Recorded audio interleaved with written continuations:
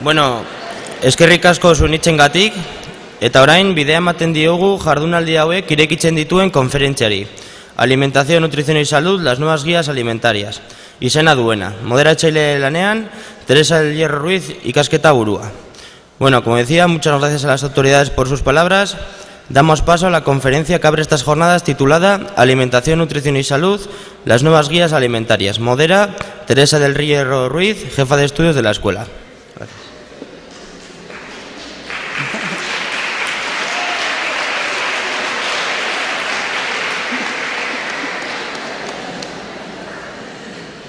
Buenos días a todos, a todas, alumnas y alumnos de nuestra escuela, invitados, colaboradores, ponentes, muchas gracias por estar aquí. Creo que estas jornadas van a ser de gran interés, así que esperamos cumplir las expectativas de todos. Os presento a don Javier Aranceta Bartrina y voy a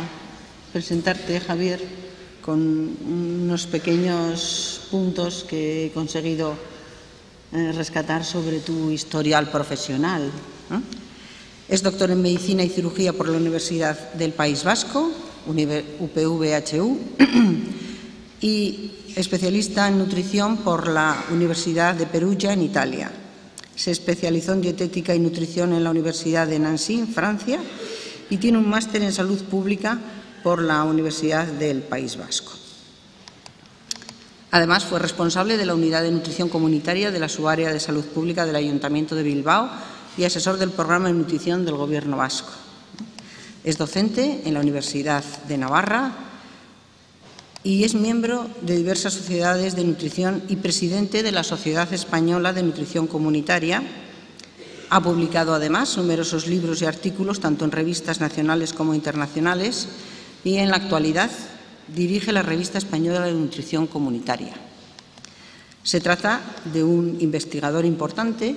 sobre la obesidad infantil en España y uno de los autores nacionales más citados en trabajos sobre nutrición. Colabora con el Ministerio de Sanidad como coordinador del Grupo de Trabajo de Epidemiología de la Estrategia NAOS. Y además quiero resaltar que recibió el premio Grande Cobian en 2007 por su labor docente y científica. Supongo que me he dejado todavía muchas cosas más, Javier, pero ya te doy, te doy paso y espero que esta presentación, que es importante, alumnado de esta escuela, es decir, que nos van a presentar las nuevas guías de nutrición, que periódicamente se van actualizando, y es importante que en este momento, que hace poco acaban de presentarlas, pues venga a nuestro centro a presentarnos estas ideas. Muchas gracias, Javier, y cuando quieras.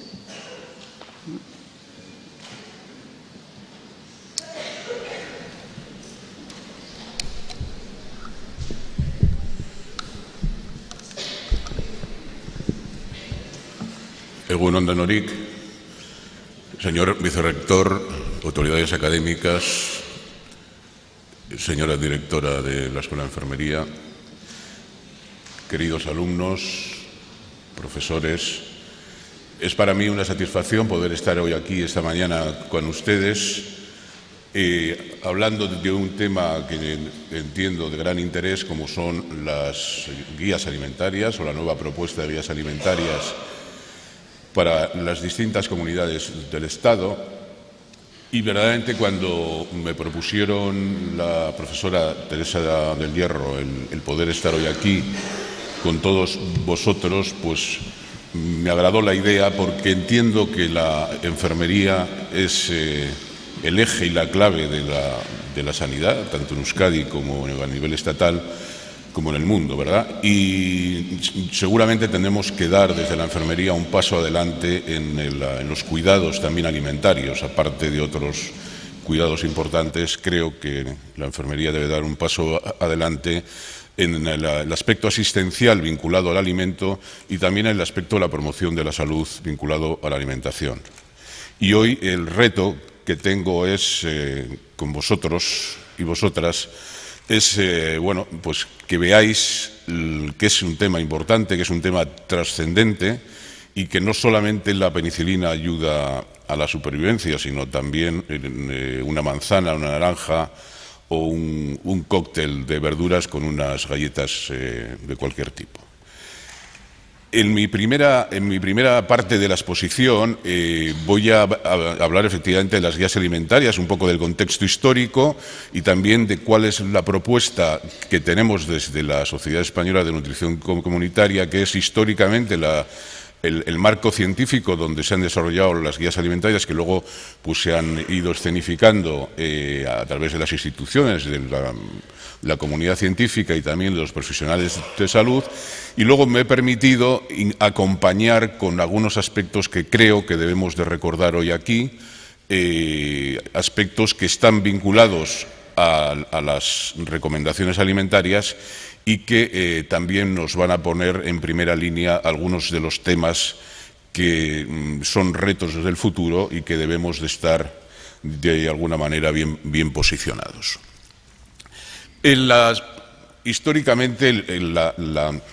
el modo de vida alimentario se ha constituido en la antigüedad de una manera distintiva, porque sobrevivía el que tenía una acertada elección de los alimentos, entonces el entorno condicionaba un poco la supervivencia y aquellos que elegían mejor eran los que sobrevivían y así de alguna manera pues se ha ido asentando la especie en miles de años, ¿no? Entonces, igual que hemos ido estructurando nuestro lenguaje, seguramente el modelo alimentario se ha ido estructurando en una sintonía parecida a través de los siglos. Pero esta autosuficiencia termina enseguida, y podemos ver históricamente ya en las épocas clásicas, cómo se va perdiendo la soberanía alimentaria y entonces la población enseguida necesita no solamente cobertura alimentaria, o sea, que le suministren parte de lo que necesita, sobre todo los urbanitas, sino que también les vayan orientando en cuáles son los sistemas más afortunados de comer en relación a la salud. Y seguramente Hipócrates de Cos es la primera referencia en relación a que el alimento sea tu medicina y la medicina tu alimento, el que propone ya. Es curioso que en aquella época ya un personaje propusiera distintos modos de alimentarse en función de las estaciones o en función de las dolencias, ¿no? Y dividía alimentos secos, calientes, bueno, de alguna manera alimento seco y caliente para él era el vino y la carne, por ejemplo, y entonces estaban de alguna manera condicionados a no consumirlos de determinado tipo de pacientes y de patologías. Hemos pasado con distintos aspectos de la historia en los que se ha ido viendo que efectivamente el alimento podía tener un papel importante en la curación y la prevención de la enfermedad, ¿no? Y tenemos el doctor Lin en relación a la prevención del escorbuto con la lima al limón, también la prevención con el hígado de bacalao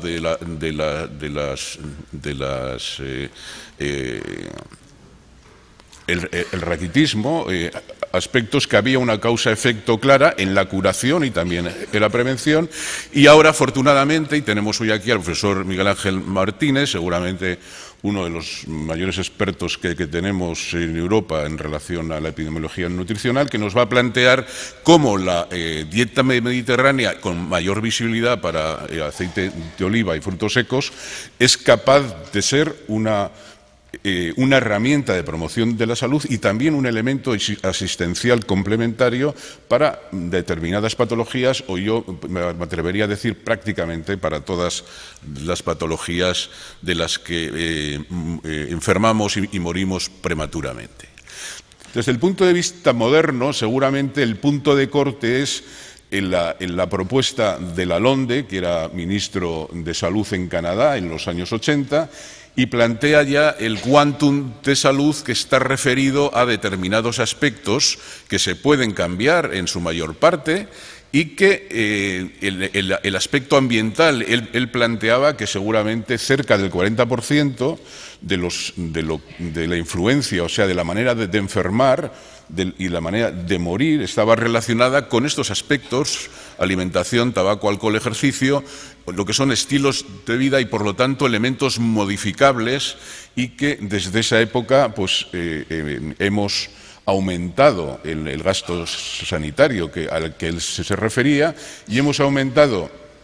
la propuesta económica y de dotación humana en curar, y nos hemos olvidado un poco de prevenir, ¿no? Y gastamos seguramente más del 90% en aspectos asistenciales, y en el aspecto preventivo de promoción de la salud pues tenemos, en mi opinión, que aumentar, porque es importante, si no llegaremos a una saturación del sistema sanitario. Aquí tenemos otro documento clave, un documento compartido entre la FAO y la Organización Mundial de la Salud en el año 2003, en el que ya había evidencia muy consistente en algunos aspectos alimentarios que tenían que ver con las formas de enfermar y de morir prematuramente, y he subrayado aquí en rojo que la obesidad, o sea, que la actividad física y el consumo de frutas y verduras por sí mismo serían suficiente hándicap para dar un salto cuantitativo y cualitativo en la promoción de la salud. Entonces, solo moviéndonos más e incorporando esta recomendación de las 5 raciones de frutas y verduras, algo que parece muy sencillo, seguramente está en el eje de todas las campañas de futuro, y si consiguiéramos adecuar ese apartado, pues el tema de salud, desde el punto de vista de las enfermedades crónicas, etcétera, mejoraría de manera importante. Aquí tenemos en España la carga global de enfermedad, en datos muy recientes, en el que se plantea que los riesgos dietéticos, la sobrecarga ponderal, la hipertensión, la hiperglucemia y el sedentarismo son los elementos clave que van a hacer que vivamos más tiempo, o sea, que vivamos menos tiempo, y además que la vida con cierta discapacidad pues sea más larga, ¿no? Entonces, esto es un tema importante, y que, de alguna manera, insisto, cambiando, modificando el aspecto alimentario, podríamos mejorarlo de manera importante. Este trabajo publicado recientemente en Nutrition Review nos plantea una revisión sistemática de metaanálisis en los que se concreta, yo entiendo que de una manera muy clara y muy didáctica, aspectos en los que la alimentación tiene un papel importante en la génesis de las principales patologías de las que enfermamos y morimos prematuramente. Y tenemos qué alimentos están implicados en verde, los que tienen efecto protector, y en rojo, los que tienen un impacto patológico, y podemos ver que en enfermedades crónicas, sobre todo las carnes rojas y las procesadas, son las que nos están marcando. Cuando se refiere a carnes procesadas son embutidos, hamburguesas, etcétera, y estamos viendo cómo hay claramente, en relación también a las bebidas con azúcar, cómo hay un impacto negativo en relación a las patologías crónicas, cómo en relación al sobrepeso, obesidad, tenemos también como elemento protector frutos secos, legumbres, cereales integrales, frutas y verduras, y cómo también las bebidas azucaradas y los lácteos están implicados. En relación a la diabetes tipo 2 tenemos pues las carnes rojas y procesadas, también un impacto en relación a las bebidas azucaradas, carnes rojas y procesadas en relación a enfermedad cardiovascular, y unos elementos clave que actúan como elementos protectores, y siempre son frutas, verduras, cereales integrales, este grupo alimentario que, cuando hacemos estudios epidemiológicos, vemos que prácticamente el 90% de la población realiza consumos insuficientes. Y tenemos, en relación al cáncer, también muy interesante, cómo una vez más las carnes rojas y procesadas tienen un efecto negativo, mientras que legumbres, cereales integrales, frutas, verduras, vino, el té, etcétera, pues tienen un porcentaje protector interesante. Y, por lo tanto, el dibujo parece suficientemente claro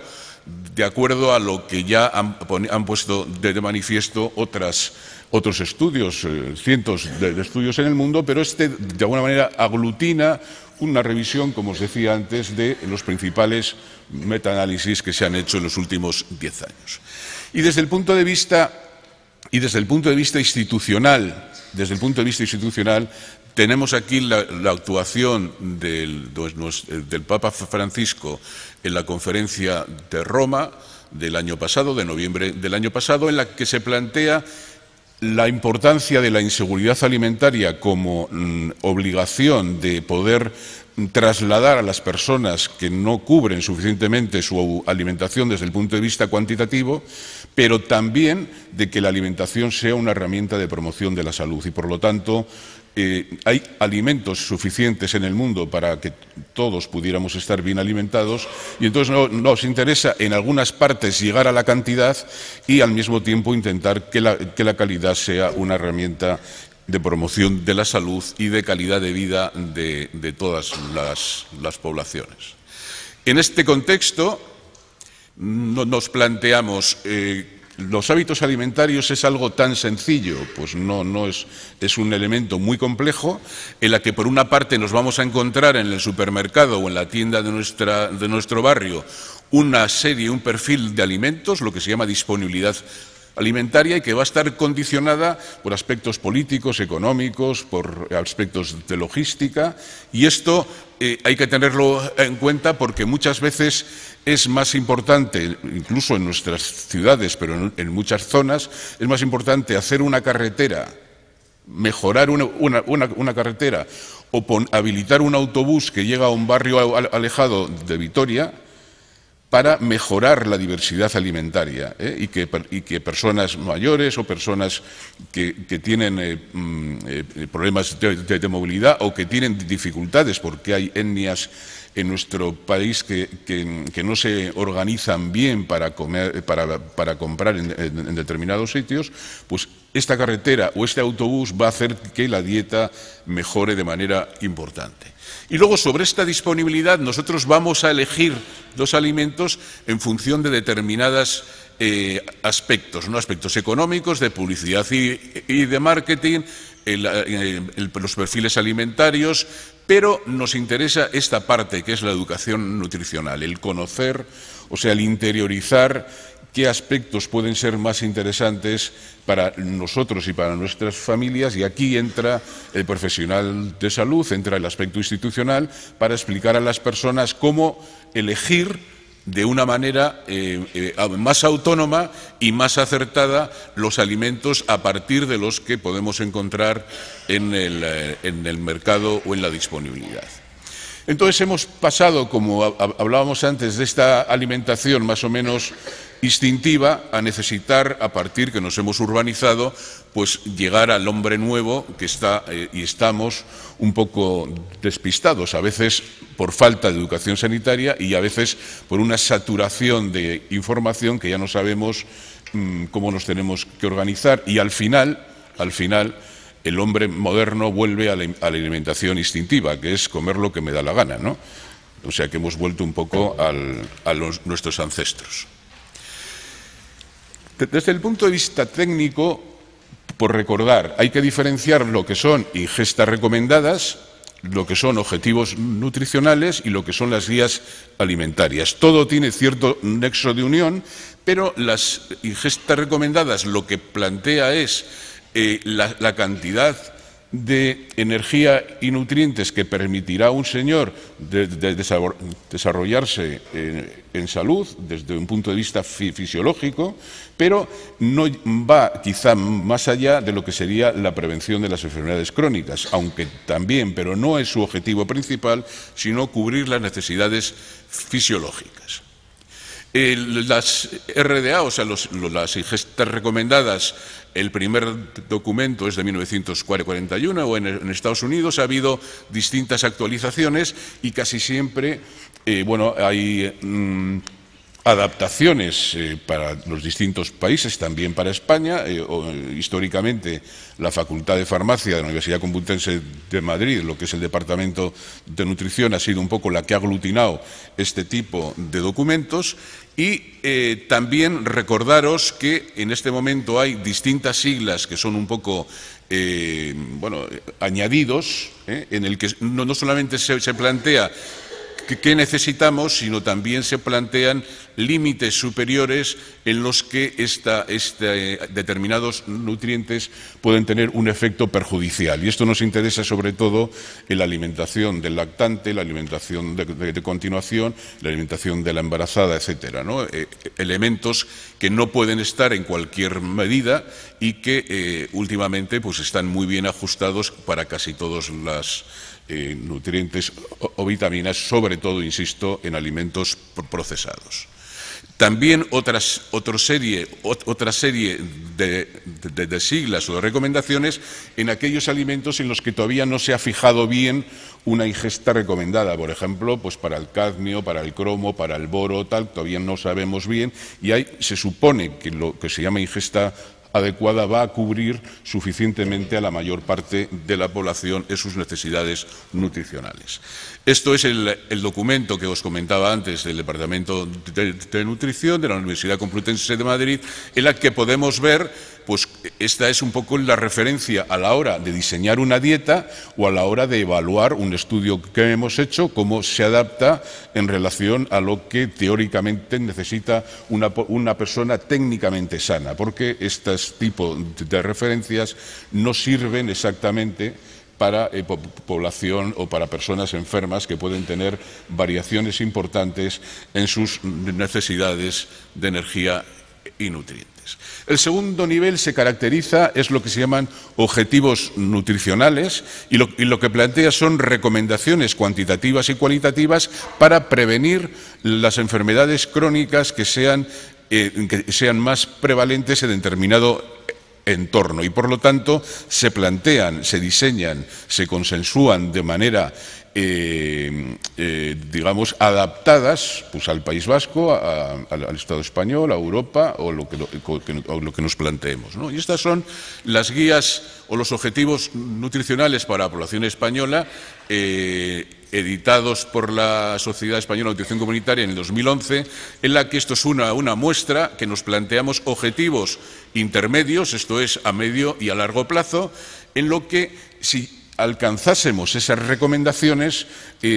podríamos mejorar o prevenir determinadas patologías o diferirlas en el tiempo, ¿no? Porque no es lo mismo estar enfermo con 50 años que con 105 años, ¿no? Entonces, esta posibilidad es la que intenta encontrar los objetivos nutricionales. Y por último, el último bloque son las guías alimentarias, que sintéticamente lo que plantean es trasladar a la población de una manera amable, de una manera entendible, todo lo anterior. Es, de alguna manera, trasladar funcionalmente al plato lo que las ingestas recomendadas y los objetivos nutricionales han planteado como documento técnico. Aquí tenemos que partimos de un modelo de alimentación actual, o sea, qué es lo que pasa en este momento, y esto se extrae de los estudios epidemiológicos o de la encuesta de salud, por ejemplo, la que realiza el Gobierno vasco, que nos ha leído el viceconsejero. Tienen una información y a partir de esta información se estructuran, pasando por los objetivos nutricionales, se estructuran estas guías alimentarias que van a proponer un modelo más saludable, porque el modelo perfecto es una utopía. Entonces lo que intentamos es proponer un modelo más saludable y así sucesivamente hasta que consigamos la perfección, me imagino que en la otra vida, ¿no? Ciertamente esta es una propuesta de la FAO-OMS, perdonad, que nos hemos ido mucho hacia adelante. Esta es una perspectiva de la FAO, que en el año 1996 hace unas recomendaciones en relación a cómo tienen que ser las guías alimentarias, respetar el contexto sociocultural, esto es muy importante, que deben ser positivas y estimular la aceptación placentera, porque muchas veces ponemos a la población, al individuo, en un brete de, bueno, de algo que no va a poder hacer y por lo tanto tenemos que acercarnos a un modelo más saludable, pero teniendo cierto respeto con lo que son los hábitos alimentarios y las condiciones individuales de la persona. Y por lo tanto, poner a dieta,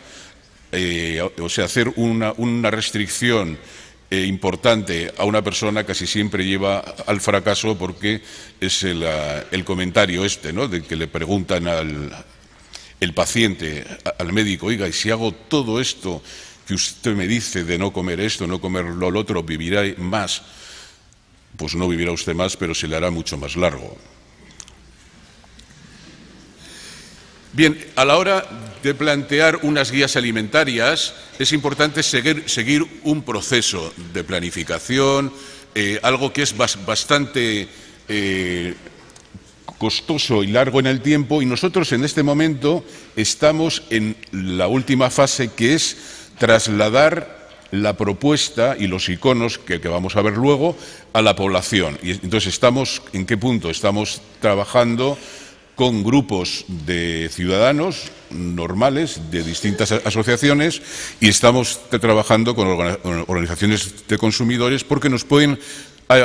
ayudar a definir colores, iconos que no se entienden bien, todas estas cosas, para que al final el último proceso, que espero que termine el mes que viene, nos permita ya externalizarlo y hacer oficial el icono que vamos a ver enseguida.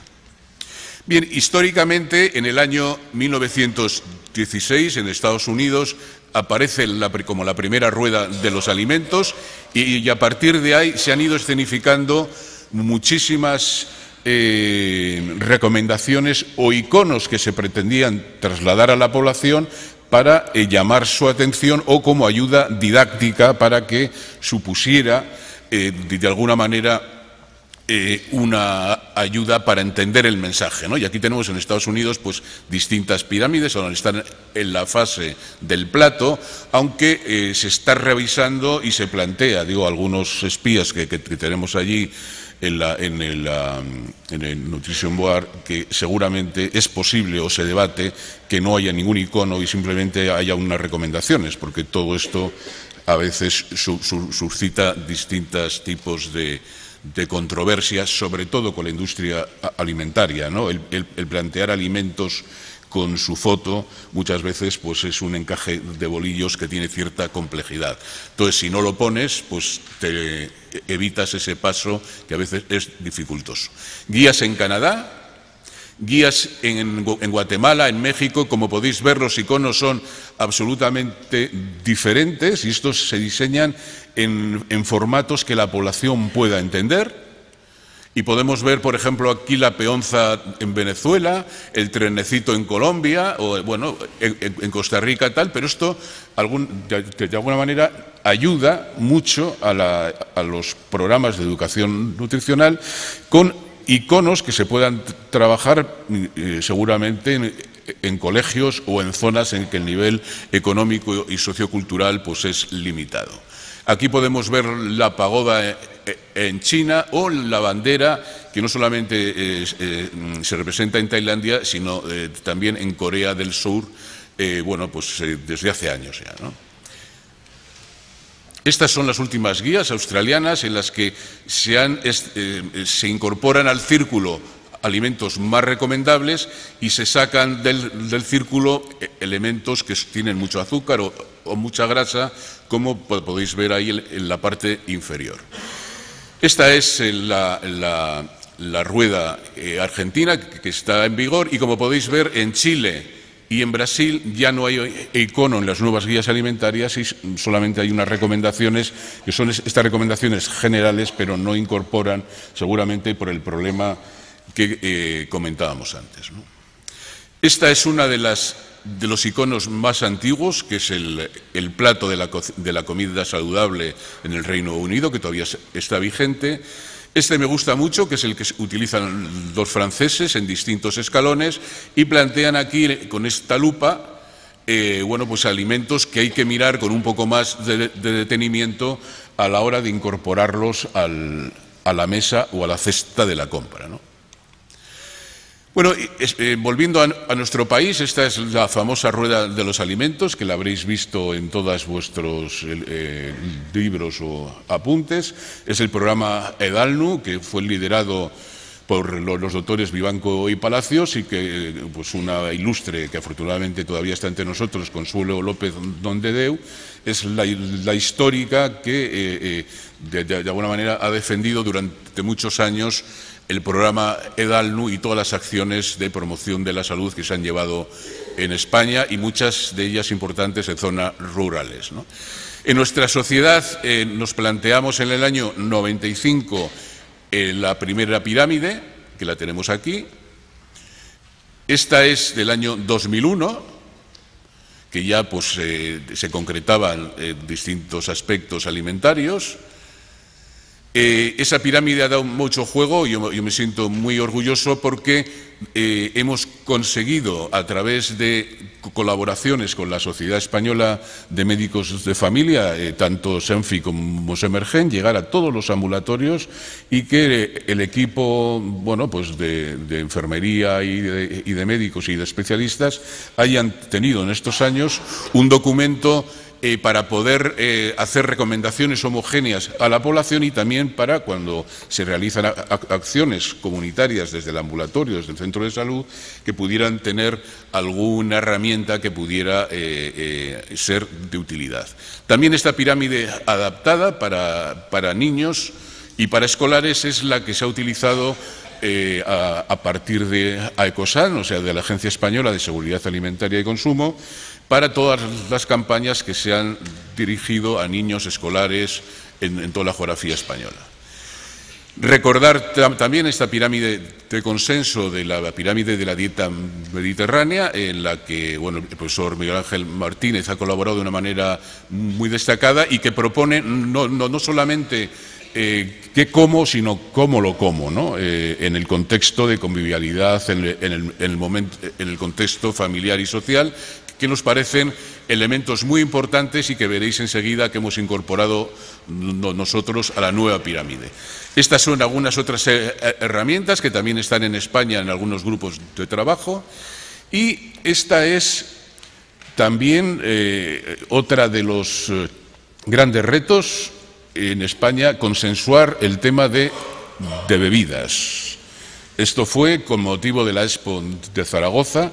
y buscamos un momento dulce para, de alguna manera, dar un mensaje claro de poner en la base las bebidas que son el agua, en este caso, agua de bebida embotellada o no embotellada, bebidas sin calorías, bebidas que tienen algún componente nutricional, como la leche o los zumos, el gazpacho, etcétera, y más ocasional todo lo que sean bebidas con carga calórica. Bueno, y pasamos a lo que es la propuesta de la nueva pirámide, en la que veréis que hay algunos cambios importantes. Uno de ellos es proponer actividad física diaria en un tiempo de 60 minutos. No hace falta que sea prepararnos para las Olimpiadas, se trata de movernos de manera voluntaria, activa, proactiva, durante 60 minutos. Tampoco hace falta que sean 60 minutos seguidos, sino que el quantum del día pues llegue a esos 60 minutos, que de una manera práctica se podía traducir en los 10.000 pasos. Y esto sirve para niños, para ancianos, tal. Lo que pasa es que la frecuencia, la intensidad puede ser diferente, pero nos sirve para la familia en su conjunto. Otro aspecto que vamos a trabajar de una manera importante es el equilibrio emocional, porque hemos visto en todos los estudios que de esas sensaciones depende lo que compremos, lo que introduzcamos en la cesta de la compra, cómo cocinemos, qué cocinemos, cómo lo incorporemos en la mesa, y seguramente también el efecto fisiológico o el efecto positivo que pueda tener en nuestra salud. Entonces, esto es importante porque ¿qué compramos cuando vamos al supermercado? ¿Compramos según estamos más animados o menos animados? ¿Cocinamos peor cuando estamos menos animados? ¿Cómo nos comportamos en la mesa con nosotros mismos y con nuestro entorno cuando no estamos tan animados? Yo creo que es un aspecto muy importante que hay que tener en cuenta. Vamos a ver enseguida el balance energético y las técnicas culinarias. Seguimos insistiendo en la importancia de la hidratación, sobre todo a partir de agua y de elementos que aporten contenido nutricional. Y luego proponemos este elenco de conceptos o de etiquetas vinculados a la alimentación, que sea variada, que sea mejor de cercanía, sostenible, equilibrada, confortable, que consumamos los alimentos en compañía y con tiempo. No comemos igual cuando estamos en compañía y no comemos igual cuando tenemos suficiente tiempo. Y por eso hay que escenificarlo, hay que pensar en todo en la escenificación, sobre todo cuando tenemos la responsabilidad como profesionales de salud o cuando tenemos la responsabilidad en una familia, ¿no? Todo esto tenemos que escenificarlo, porque si solo tenemos 10 minutos, estamos de mal genio y comemos solos, pues al final terminamos abriendo una lata de anchoas. Uno de los aspectos que veíamos en la base es el balance energético, ¿no? Y esto es importante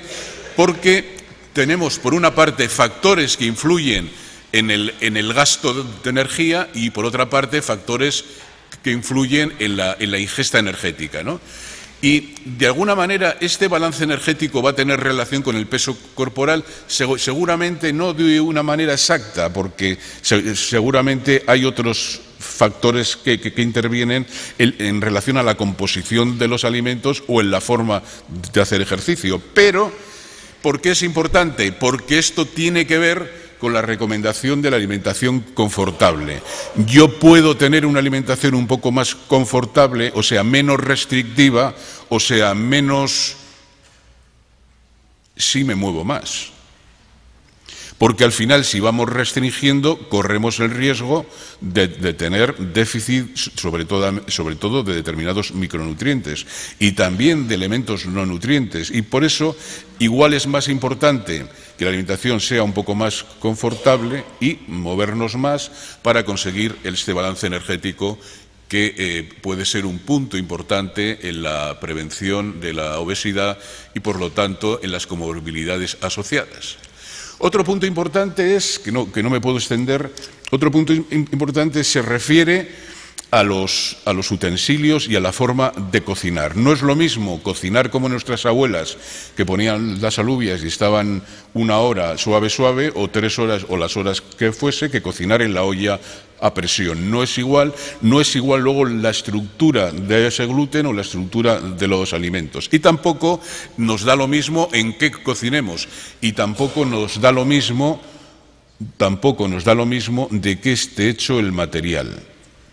Si compramos con conservas o compramos elementos que están en recipientes, todo eso tiene su impacto y puede haber parte de transferencia del envase al alimento, y tenemos que tener en cuenta que más del 50% de lo que consumimos está envasado. Y, por lo tanto, estos son algunos aspectos que debéis de tener en el disco duro a la hora de cómo nos organizamos, ¿no? Entonces, la manera, en este momento, la menor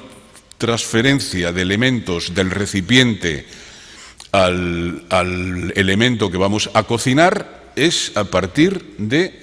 lo que se llama el acero quirúrgico, que es un material que está en muchas ollas, en muchas sartenes, etcétera, y que es prácticamente inerte. Se parece mucho al de las prótesis que se ponen en la cadera, en el hombro o donde sea. Y también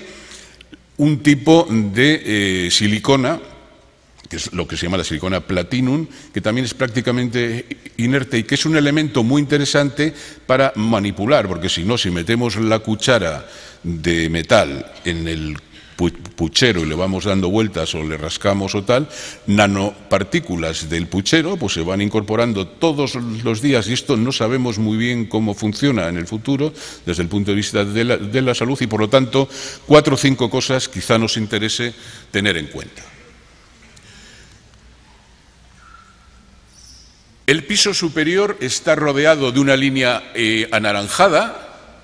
Y lo que plantea es que estos grupos en su conjunto formen parte de las comidas principales, por lo tanto, de la comida y de la cena en mayor o menor proporción, con la diversidad que nos parezca oportuno. Y aquí tenemos, sobre todo, la recomendación del consumo de cereales integrales, pan integral, arroz integral, pasta integral, muy importante, elementos hechos con harinas enteras o semienteras,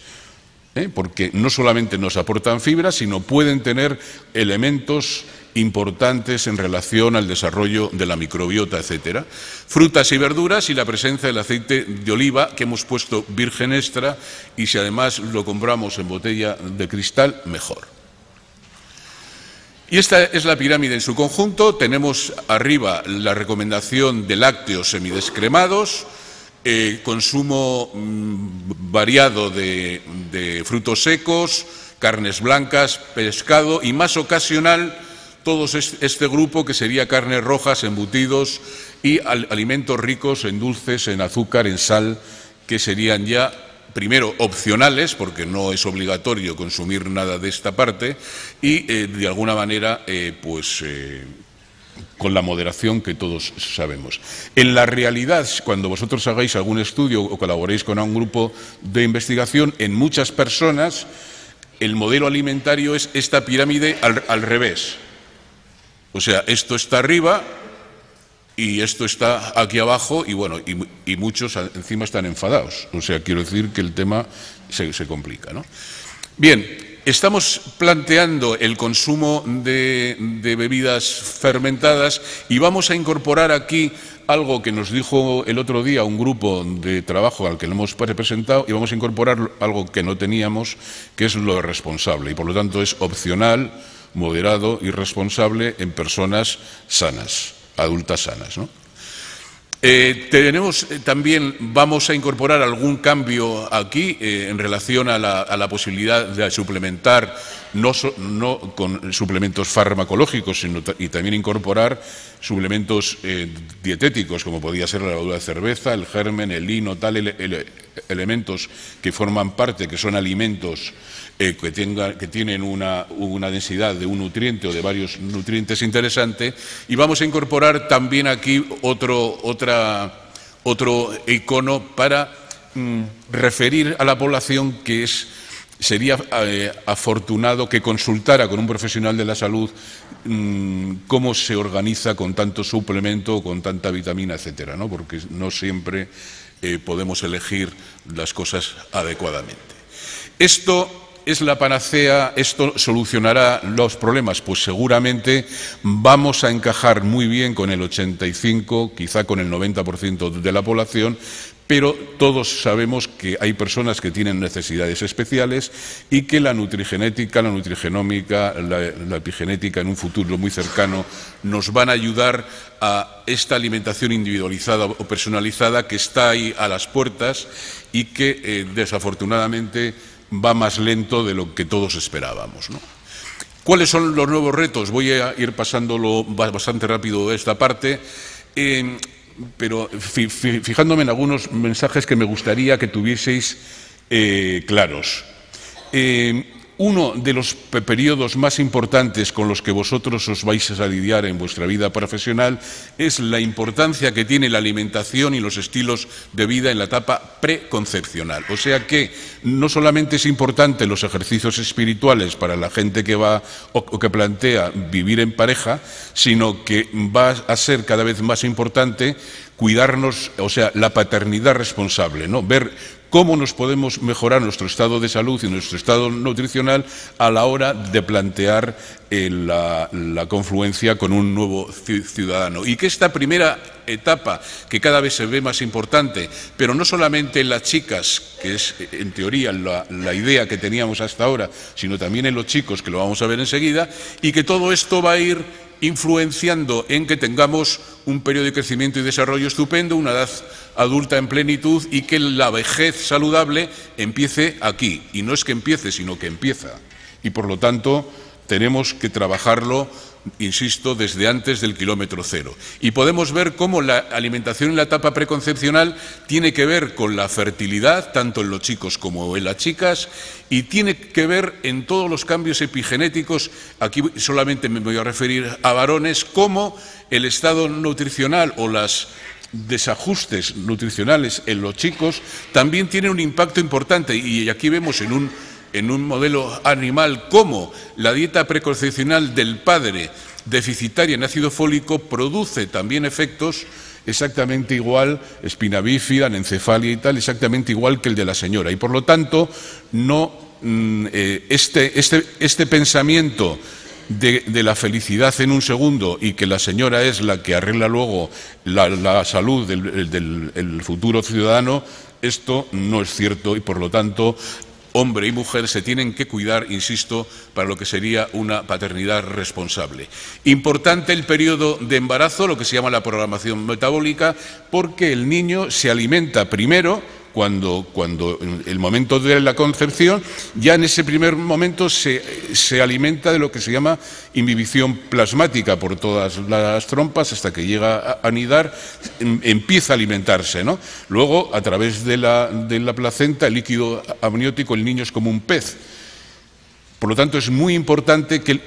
entender que las rutas metabólicas se empiezan a aprender desde esa etapa, y que no solamente en ese momento nos tenemos que preocupar de nuestra salud, sino también de lo ciudadano que tenemos con nosotros. Si alguien pensaba que solamente somos genes, pues no, el aspecto ambiental, o sea, la epigenética y la epigenómica ponen, digamos, modulan la expresión de esa carga genética con la que nacemos, que podemos hacerla más positiva o menos positiva en función de cómo sea el entorno o cómo sea la manera de cuidarnos. También importante la cronobiología, igual que seguramente habéis visto en clase, que algunas patologías, por ejemplo, hay más gente que tiene un evento cardíaco por la noche, ¿no? Entre las 3 y las 5 de la mañana. También hay fármacos que actúan de una manera más eficiente dependiendo a la hora que se administren. Y cada vez se va viendo que los alimentos también tienen un impacto diferente en función de la hora del día en que se consuman. Y entonces, por decir lo que comenta la profesora Marta Garaulet, de la Universidad de Murcia, que seguramente es la persona o la investigadora española que más ha trabajado en este tema, si queremos adelgazar hay que hacer ejercicio antes de desayunar y, por lo tanto, antes de ir a la universidad, a las 6:30 de la mañana, un poco de bicicleta o una vuelta a la manzana.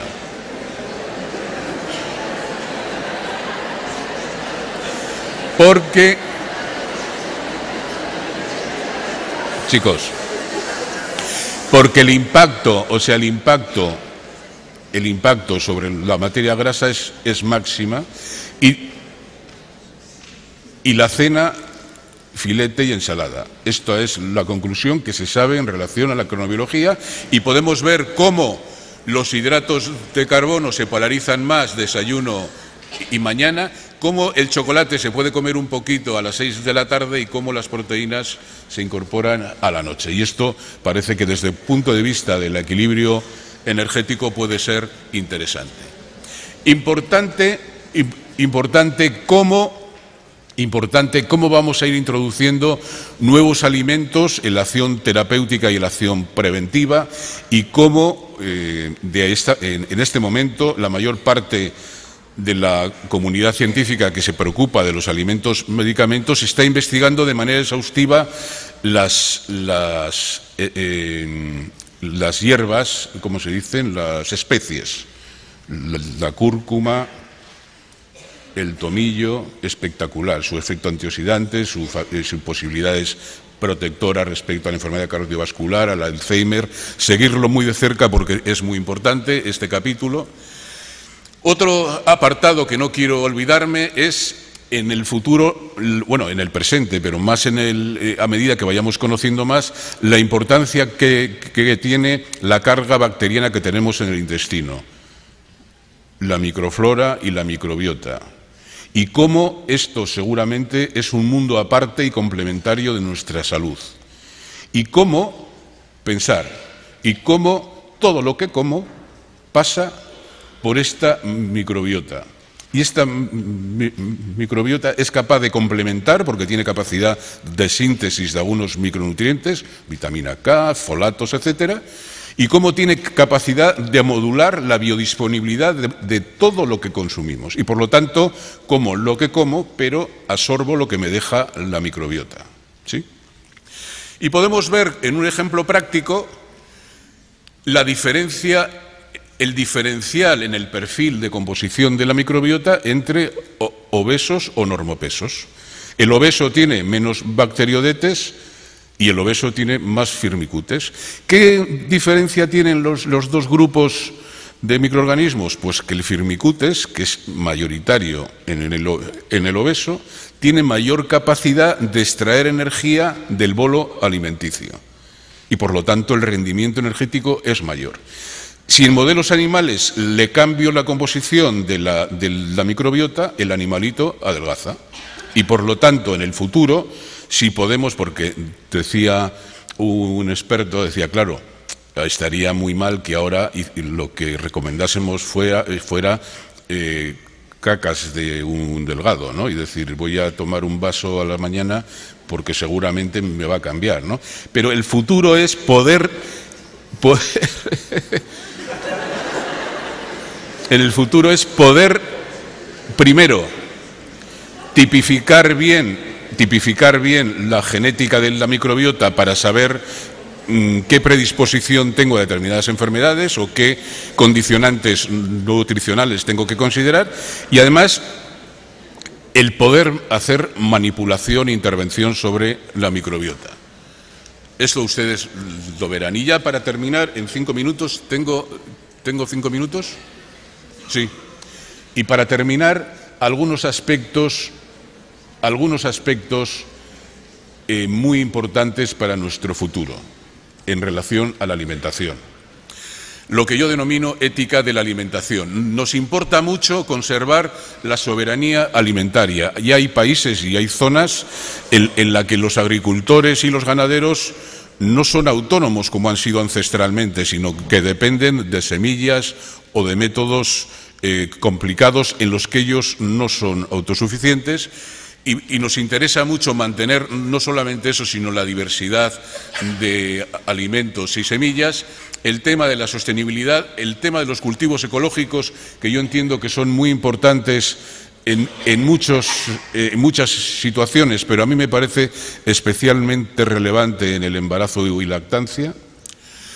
El pasaporte energético. Aquí podemos ver una hamburguesa, o sea, un hamburger de estos necesita 2.400 litros de agua. Y entonces, bueno, pues todo esto tendremos que verlo porque seguramente, y se dice que las fricciones entre los pueblos en el futuro no será por el petróleo, ya no habrá, sino que será por el agua, ¿no? Que también será escasa.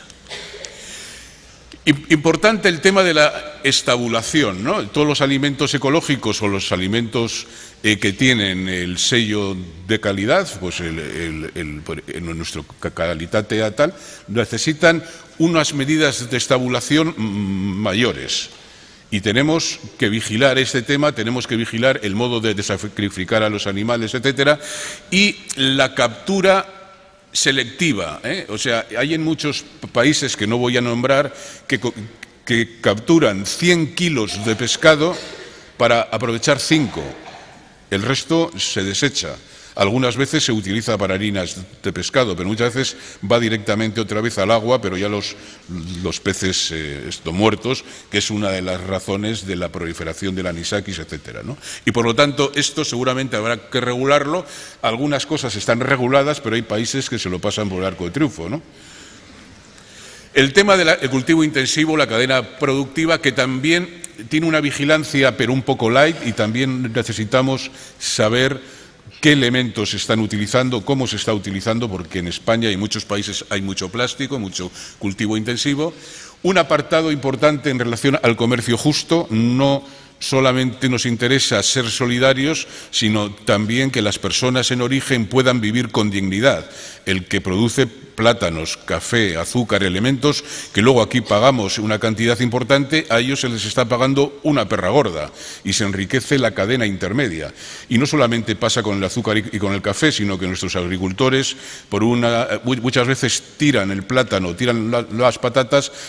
o se pudren en el árbol porque no les es rentable el recogerlas, mientras que nosotros vamos al supermercado y pagamos porque muchas veces vienes de la frutería y parece que vienes de la joyería, ¿no? Importante el tema de los desperdicios, ¿no? Esto es una campaña en la Comunidad Europea, más alimento y menos desperdicio, y aquí en cierta parte tendremos que preguntar a nuestras amumas cómo hacían antiguamente para hacer croquetas, hacer sopa, hacer canelones con lo que iba sobrando. Ahí tenemos un problema y es el de la seguridad y por lo tanto tenemos que enseñar a la gente cómo conservar, qué guardar y qué no guardar, pero el desperdicio de alimentos es muy importante. Y para optimizar esto hay que tener una lista de la compra y no comprar con la emoción, no comprar con hambre, porque compras mucho más y cosas que no te interesan, sino pues una sistemática que te permita comprar lo que necesitas para luego que no se te caduque y no tengas que tirarlo. Y para terminar, el tema de la solidaridad alimentaria, yo entiendo que este es un punto clave y que seguramente seríamos mucho más solidarios si viésemos una transparencia en todos los circuitos que llevan alimentos o dinero a las personas necesitadas. Hay algunas ONGs o muchas ONGs que son absolutamente transparentes y que hacen un trabajo genial. Yo siempre me refiero a Cáritas, que seguramente tendrían que darle el premio Nobel cuanto antes, y también otras ONGs que hay en nuestro país, entre los que conviene citar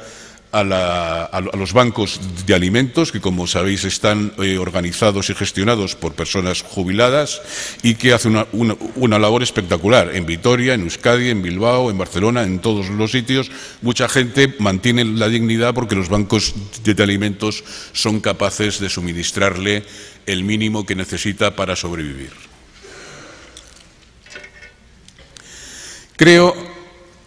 Creo que la enfermería es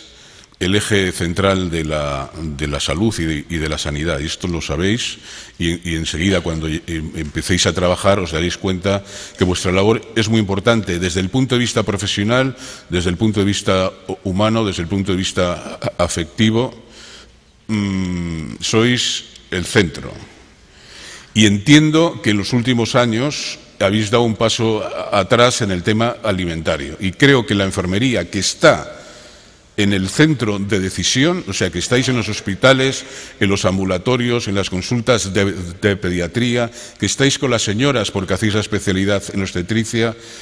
creo que es el momento en el que sepáis lo importante que es vuestro papel en el Consejo Alimentario, en la promoción de la salud vinculada a los estilos de vida y que junto con otros profesionales de la salud, como son farmacéuticos, médicos, diplomados en dietética y nutrición o graduados en este momento, en ese equipo multidisciplinar cada uno pueda tener su parcela colaborativa para que otra vez el alimento vuelva a ser una herramienta de promoción de la salud. Y que el alimento es importante no solamente desde el punto de vista gastronómico, sino que también puede ser una parte de la terapia. Y muchas veces con una buena alimentación podemos consumir menos medicamentos o que las interacciones sean más interesantes entre los medicamentos y los alimentos. Y por lo tanto, si esta mañana, estas jornadas sirven para que vosotros os pongáis las pilas y entendáis o volváis a adquirir esta sensibilidad en vuestra práctica profesional, pues ciertamente sería para mí una satisfacción. Os deseo lo mejor desde el punto de vista profesional y personal y muchas gracias por vuestra asistencia y vuestra atención. Eskerrik asko.